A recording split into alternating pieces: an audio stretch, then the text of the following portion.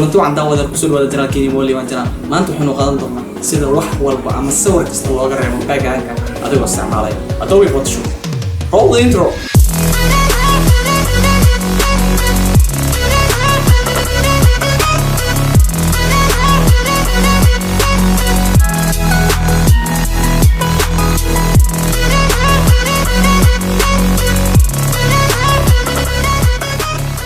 markaan soo furno Photoshop-ka maanta waxa idinku tusi doonaa sida aad background-ka ka reebi lahayd dhowr tusaale oo kala duwan ilaa 3 tusaale ay gaarayaan dhammaan sawirada aan halkan ku heesano oo aan tusaalaha idinku tusi doono waxaan idin soo dhigi doonaa linkiga description-ka halkaas ayaa kala tagi doontaa waxaan ku bilaabeynaa sidii uu kala adag yihiin lisay gabadhan ordayso ayaan waxaan rabnaa inaan background-keeda ka jarno oo aan saarno background-ka laamigan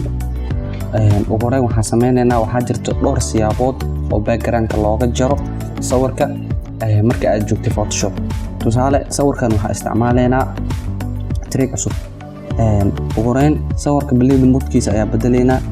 waxaad taabanaysaa blend mode hadii aad aqoonin sawirka uu ku dooran yahay halkaan ayuu ku yaalaa normal ayuu sida saaran yahay anaga normalka ka qaadayna hadda waxaan geenaynaa multiply inoo leh multiply ayaa geesanayna marka multiply geesano sawirkii waa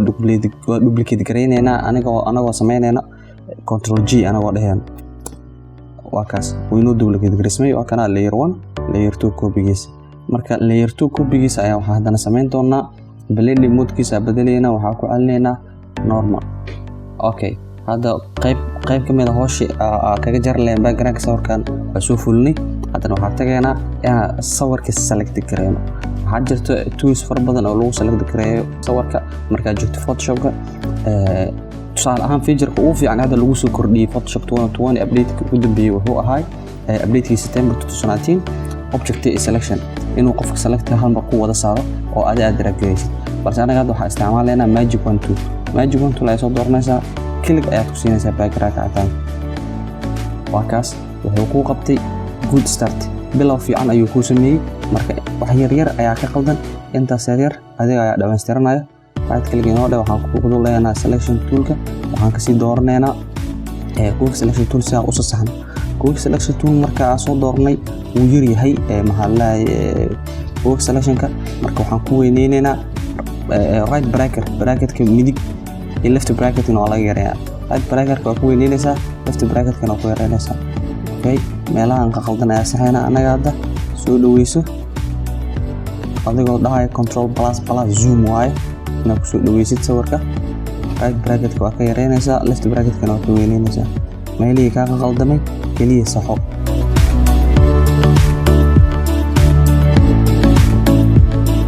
haddii aad rabtid tusaale ahaan halkan oo kale waxaa kaaga jira selection-kii inaad ka soo celisid option ayaad la qabanaysaa ama outer halkaas sidaas ayaad ku celinaysaa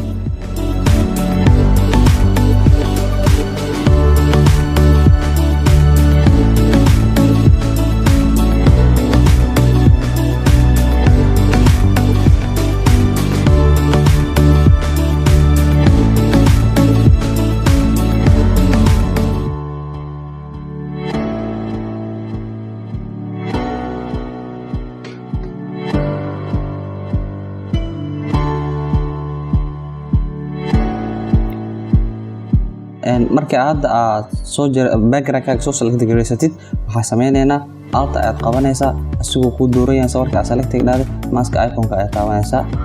simple background-ka ayuu kaaga jaray waa intaas sidaas u fudud balse waxaa jirto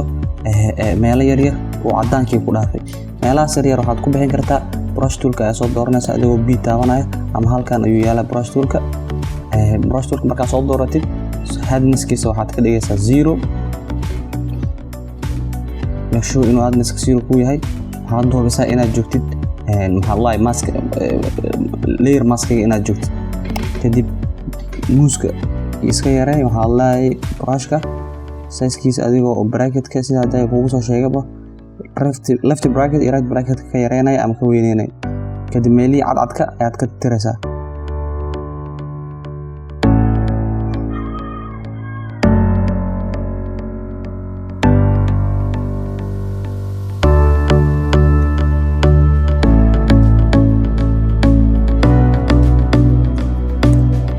that's it tusaaleyni kuwaad sidaas ay ugu baxay balse haddana aan soo gudubno tusaaleyna labaad waxaa haysanaa modelkan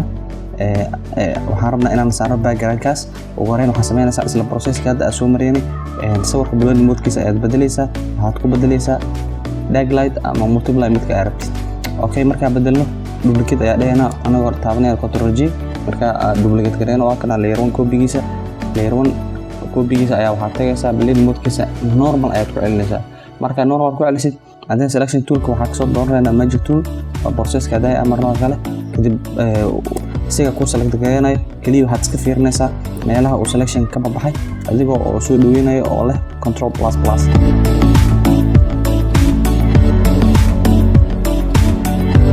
okay control O leh oo nagu celi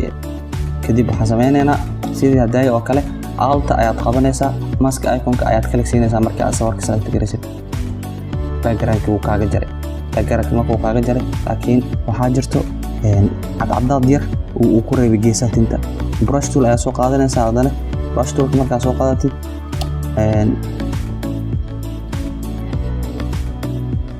brush tool waxaa isku hubinaysaa inuu madow ku soo koray cadaankan uu hoos jiro kadib brushka aad size weynaysanaysaa and then si tartiib ayaa cadaadka u tiraysaa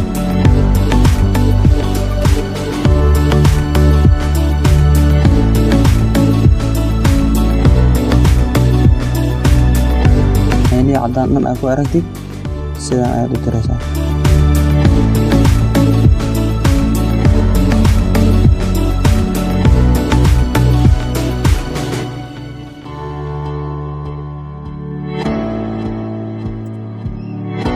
that's it asigana waa ka baxanay tusaalaha saddexaad aan idinku tusi doono sidaad background ugu jari doontid waa midkan asigana waxaa sameynaysaa log ayaa ka fureynaa waxaa sameysanaynaa background color new layer icon-ka ayaa taabanaysaa sawirka hoostiisa ayaa geenaynaa layerka cusub soo sameysanay marka waxaa rabnaa markaa sawirkan background-kiisa ka jarno meel aan ka dhex arki karno soo daad waxaa sameysanaynaa background anagoo taabanayna maxaa laleeyahay new icon-ka kadib solid ayaa ka dooranayna waxaa laga rabaa inaad xodatid color bright ah ama color iftiimaya si aad ugu dhex aragtid background-kaaga iyo maxaa laleeyahay subject-kaaga ee separate u kala noqdaan markaa soo dooratid hadda waxaan isticmaalaynaa tool kale eraser tool ayaa right kale ku leeysaa eraser tool waxaa ka dooranaa markaan background eraser tool markaa ka doorano haddana kadib waxaa kasii dooranaynaa dhowr tool ayaa halkaa saara midka dhexe ayaa ka dooranaysaa markaa ka dooratid waxaa sameynaysaa click ayaa siinaysaa colorka aad rabtid kadibna waa la daragaraynaysaa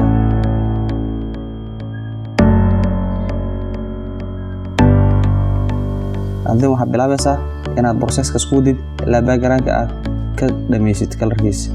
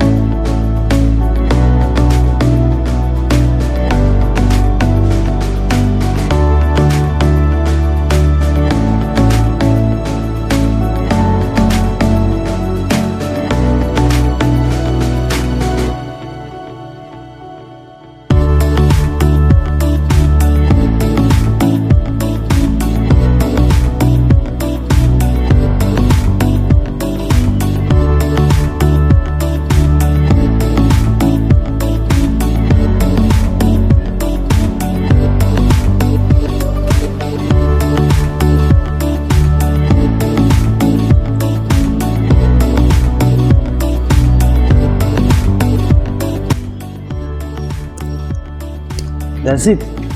asigana waa jartay oo hadda sawirkaaga waa kuu transparency background alla background ka rabta ayaa saaran kartaa nooc doona ha ahaado haddii aad rabtidna waxaad ku dhaafan kartaa PNG ama transparency aad ku sawiraysan kartaa